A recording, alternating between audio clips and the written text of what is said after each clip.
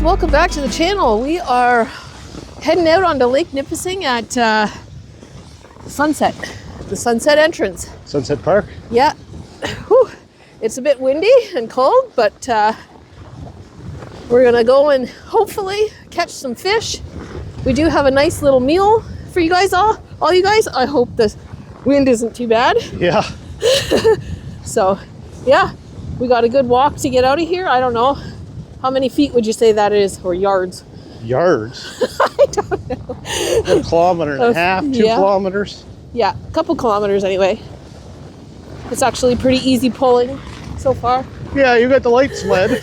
Not too much snow on the lake yet, so yeah, let's go and see what we can get up to.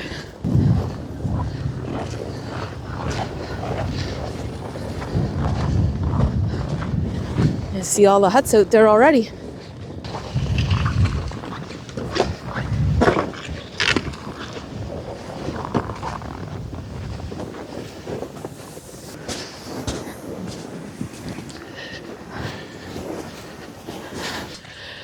Okay guys, we're out here already. It sure didn't take very long this time.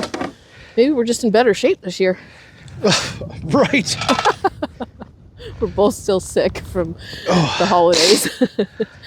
Yeah, so we're just gonna get the holes put in the ice and then set up for the afternoon.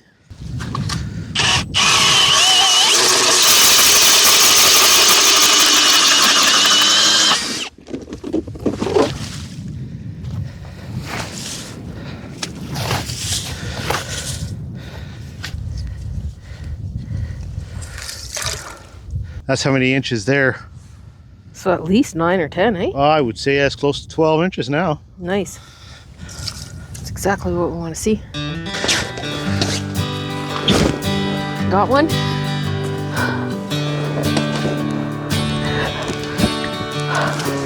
You good? Yep. Okay.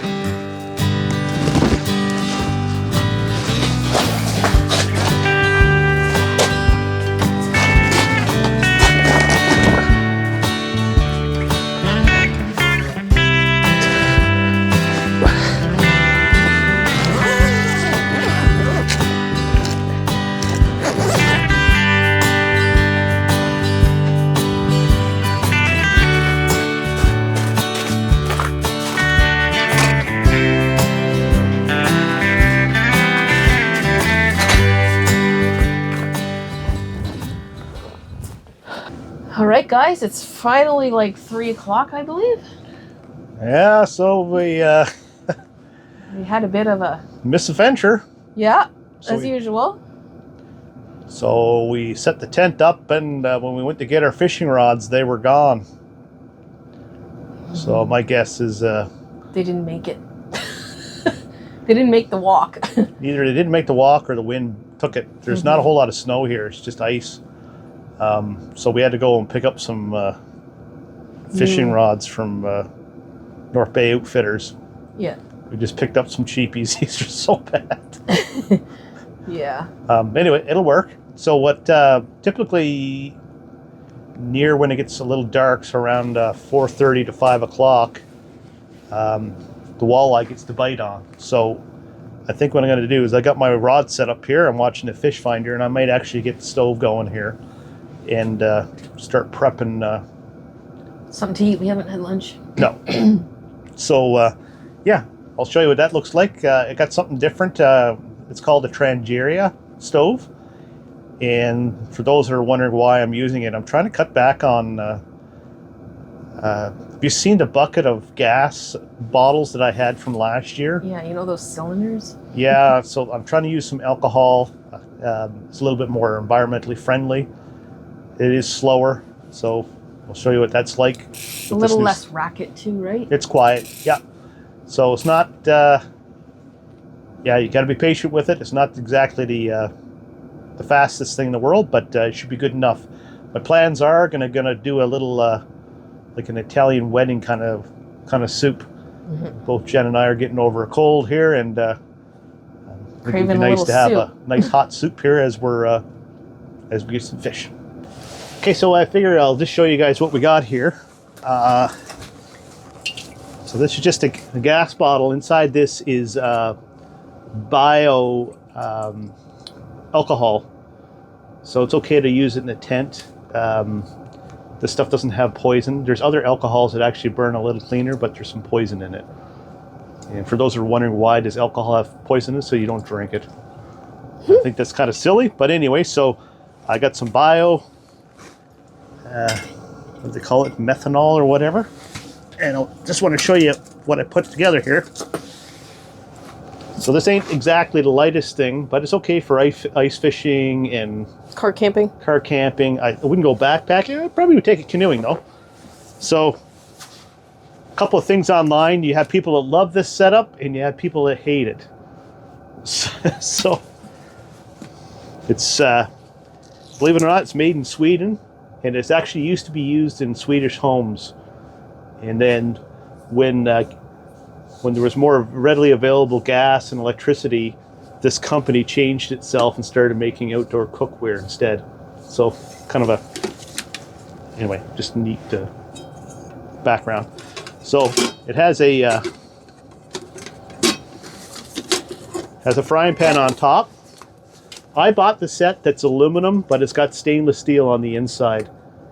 You can get this in stainless steel, you can get this in non-stick, and you can get it in aluminum. The aluminum and non-stick is the lightest. However, I want to get away from using so much non-stick products if I can. Along with this, I have a cutting board and a strainer, so I'm going to be using that today. And here's everything I need to cook out of here. So I got something for cleanup. I have Dr. Bronner's dish liquid, just in case Jen wants to make me pancakes. She makes those once every 10 years. So Shut up. Twice in 10 years. Got a little spatula. This is for grabbing the pots because they are kind of hot in here. I have an Opinel stainless steel knife, so this one won't rust. So it'll go well with this. Just a smaller one, so it just packs nicely. So really like that one. Inside of here, I have not used these yet, but there's a fork, a knife, and a spoon, and they're titanium, really lightweight. So I'm going to try those out today, see how they work. Already got them broke, look at that. They're not broken. They're meant to do that. I got a little soup ladle. It's so cute. The Dollar Tree. Yeah, the stuff's from the Dollar Tree. Small little lighter. More aluminum cutlery or Titanium cutlery. Okay. This here is the actual stove itself. Real plain. You struggle with it. You just pour alcohol in here, no moving parts. You let it balloon, so when you see flames starting to come out of here, then that's ready to cook on. You can adjust it with the simmer ring, which is this thing here. That's for temperature? For temperature. So just to give an example, I think this is right around like 1100 BTU, full rip. And when you put this down, this actually cuts it in half with this wide open. So basically, most of the time you're simmering like this, or maybe halfway. Mm-hmm. So it's kind of fiddly in the fact that you got to get this set up. Does require some minor adjustments. And the burn time on this, when this is like open completely, you got about 28 minutes, 30 minutes, and I can get about 50 minutes like that. Mm-hmm. So that's the setup. It does come with, actually, I'll just show you how this all rigs up. So if you want to use something that's not, that's smaller than one of these pans, this is a universal piece, so I can use my small kettle on it or whatever. So this is how you set it up, pretty straightforward. There's your two pots, the big one and the small one.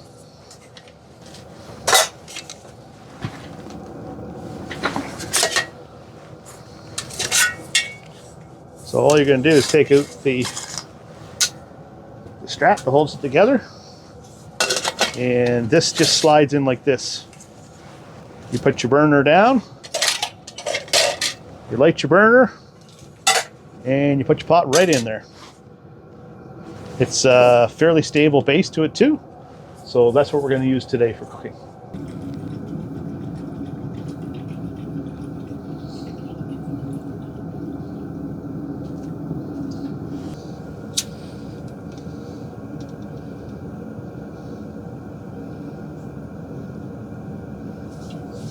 Yes.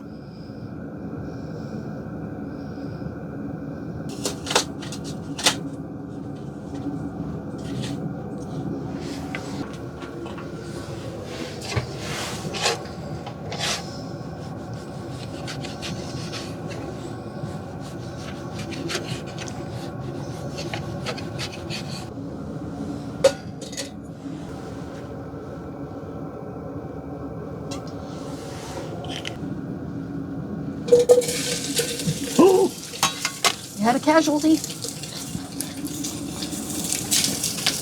2-second rule.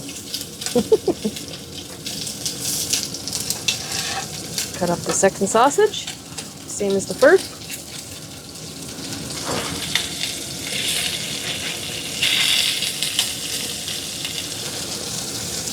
Next up, some red onion.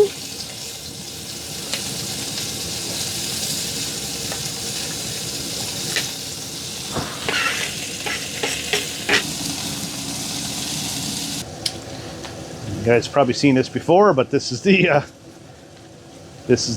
bullet case spice mix.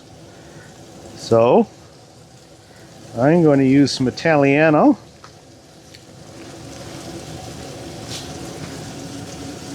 Can never go wrong with black garlic. No, we do love our black garlic.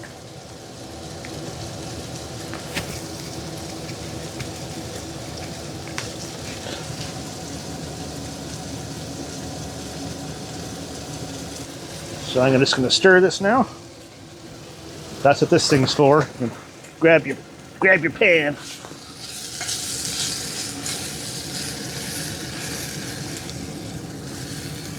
Like I said, these things aren't speedy. These Trangia,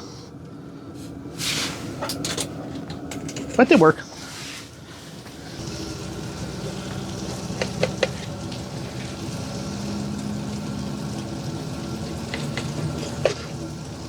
Throwing the potatoes in. There you go.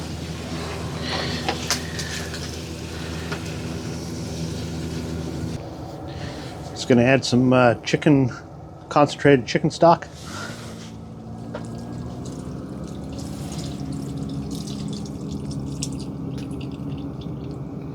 While the soup's kicking, we're just hanging out watching the Garmin here. So far, haven't really seen anything. But yeah, keep you posted on that one.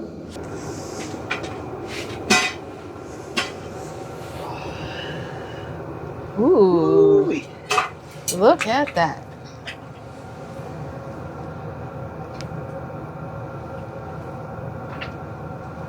Throw some veggies in now.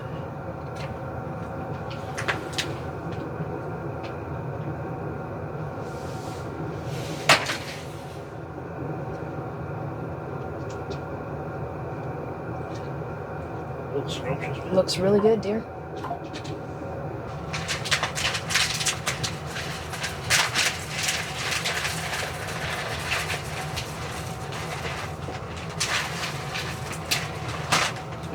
Looks good to me.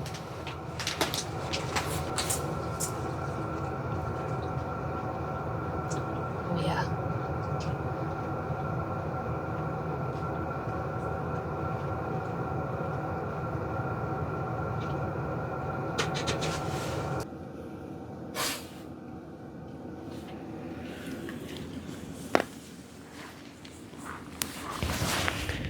Wow. Wow, look at the sunset. Incredible.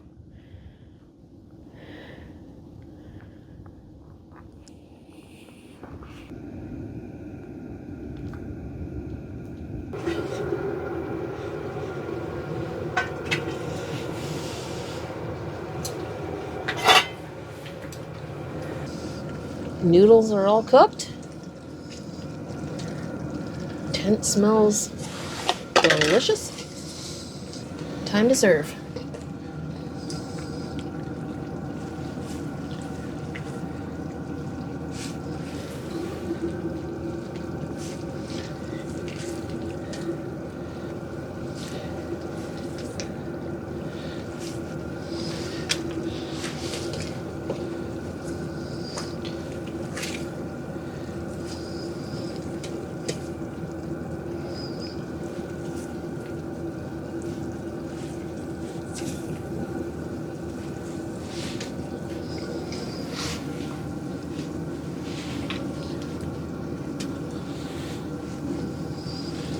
You should have more liquid, man. Not bad for that. All right. Cheers. Cheers, dear. It's going to be another nice dinner, I think. Well, it's hot.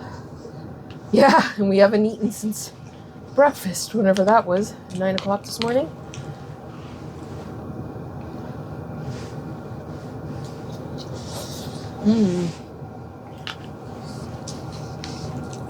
That's a good one. I said, that's a really good one. Look at how steamy it is. It's considerably warmer in here than outside, too. It's got to be at least minus, what, 25 or so with the wind chill?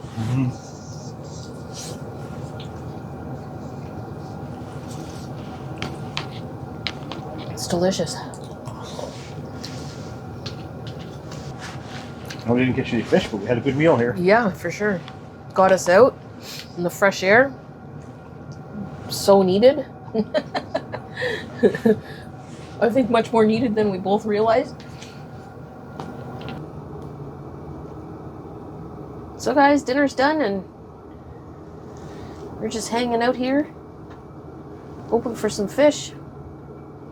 So far, nothing. Just a couple look-seers and that's about it so far. Well guys, the fish are definitely down there now. It's bumped my line a couple times, my lure. And no major bites yet though. Lots of activity, that's positive. He's hovering right around the bottom. It'd be pretty cool to get a burbot. Yeah. We've been out here a while and it'd be pretty cool to get anything. Thanks for watching. If you're new here, please subscribe. It really helps us grow our channel and we appreciate everyone watching. Have a great week, everyone, and we will see you next Sunday for another adventure.